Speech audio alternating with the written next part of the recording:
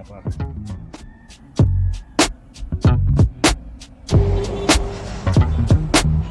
Ang ating hangin, kinain harap likod.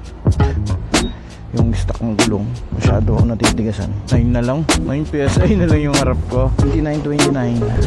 Iba yung handling oh. Sinasabi sa inyo, pag maliwanag hindi masyadong kita yung display. Hindi ko alam kung may pwede pang gawin dito, pero okay lang yan. Ito yung motor. Ang visor, ang dumi.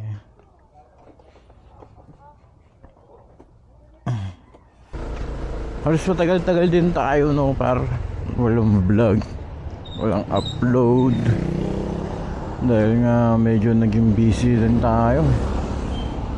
Daming ginagawa sa buhay-buhay. Ano na ngayon man, alam mo yun, napaka-busy. O diba, di nyo kita yung sa gauge yung mga dapat makita pagka maliwanag, pero pwede naman din nyo lagay yan, yung kahit yung kilay tint na lang ang ilagay nyo. Di ko alam kung pag dito lang sa chameleon blue or kahit sa ibang kulay, pero wala namang kaso yan. Dahil marami pa rin nagtatanong sa akin, gusto ko nabili ang mga yan. Ito, pati yung visor, pati yung kilay tint. Ayan, sa comment section yung link para sa inyo, para mabilis na lang kayong order. Parang hindi na kayo mahirapan maghanap, diba? Kung saan yung legit. Mahirapan na ako mag full face. Magkakwentuhan lang naman tayo dito para. Dahil nandito na rin tayo, pag-usapan na rin natin yung Aerox na bago, no? Version 3. Man, kung nag-iisip kang bibili ka ng Aerox or dito sa Click 160, man, hindi ko na alam kung paano mo to, kung alin ba ang mas pipiliin mo, no? Nasa sayo na yan kung para saan mo kailangan, kung saan mo gagamitin.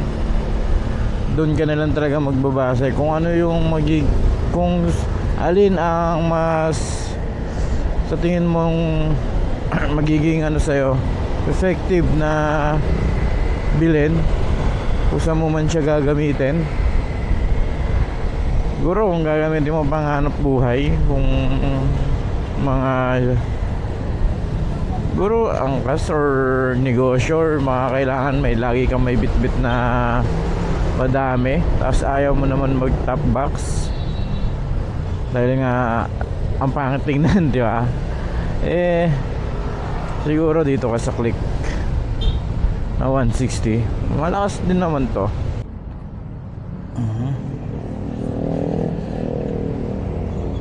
Ay, papahangin lang tayo par, dahil nga parang lambot ng gulong ko eh.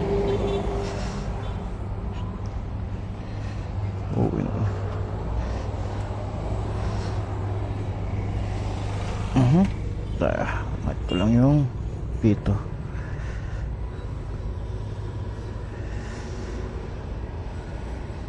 Pero pag sa liwanag yung kilay tsaka yung visor, okay. Saan tayo? 29 lang ang ating hangin. 29-29 harap likod. Dahil masyadong matigas to, yung stock ng gulong masyado ako natitigasan. Uy, 9 na lang, 9 PSI na lang yung harap ko. Ang kulit. Sabi ko na ba kaya malambot eh.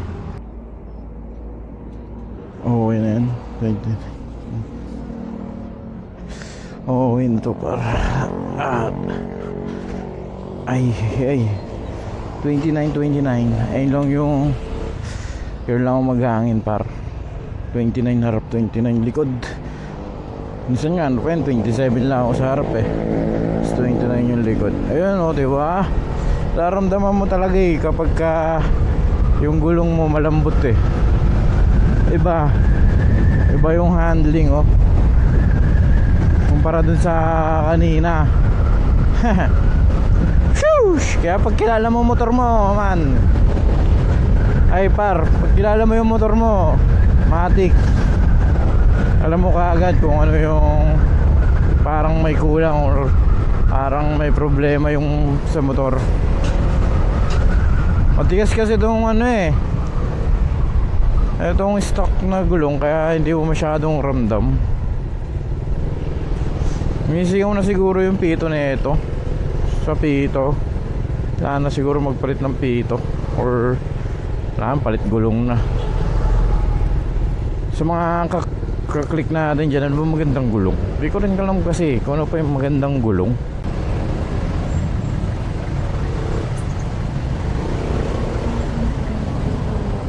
At yun mga parno, habang traffic, tanungin ko kayo kung ano mas okay na side mirror, yung ganito na lang ba ulit, or yung may nilalagyan ng arm, or lagyan natin ng arm, no, na CNC, or ganyan na lang ulit na yung chrome na hindi na daw kinakalawang.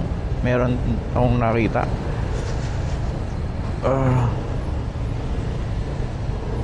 yung moto speed, hot speed ba yun? Hot speed yata may gawa ito, kasi di ko alam kaya hot speed din ba yata may gawa nito.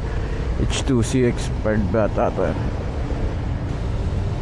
Comment naman kayo kung ano ba yung mas okay. Di ko pa gusto kasi try yung may ano, yung may arm, sa may arm yung not fold.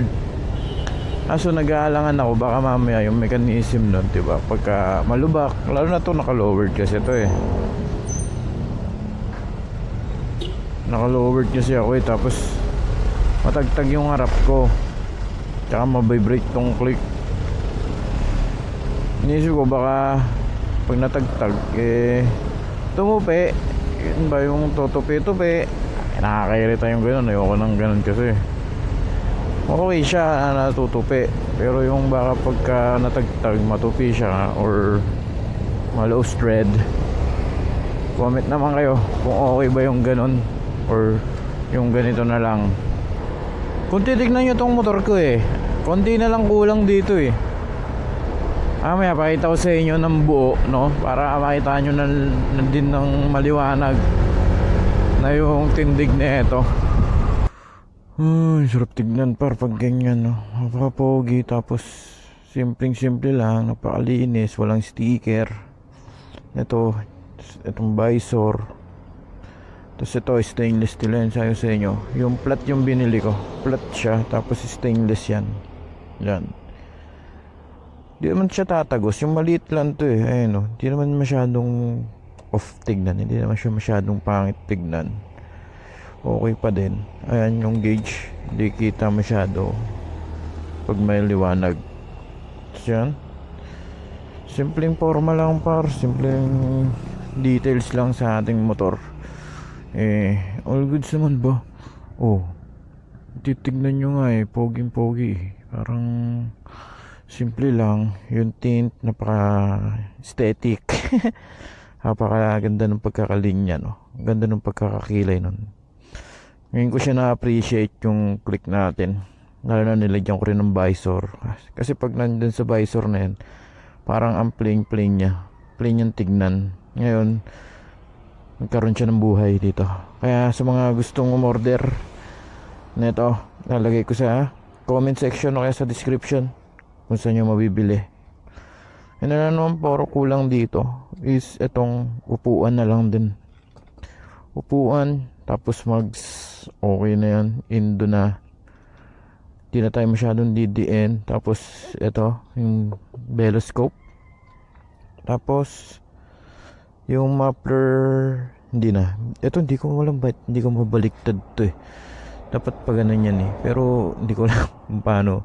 Hindi ko siya masaktong pa ganun, kaya ginanyan ko na lang. Muffler di na ako magpapalit.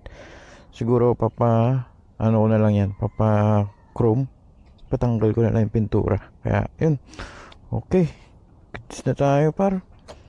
And mga gustong order nyan, halagay ko na lang sa comment section yung link. Kaya tara, let's go. Guro masyado na tayo matagal dito, baka ano isipin nila. Okay. Ayun, hindi kita oh. Ayan. Gusto comment section lang. Comment section, lalagay ko kaya sa description yung link para hindi na kayo mahirapan maghanap. Shush! Kaya par, dito na natin tatapusin yung vlog. Kaya yun, maraming salamat sa inyo. Woo!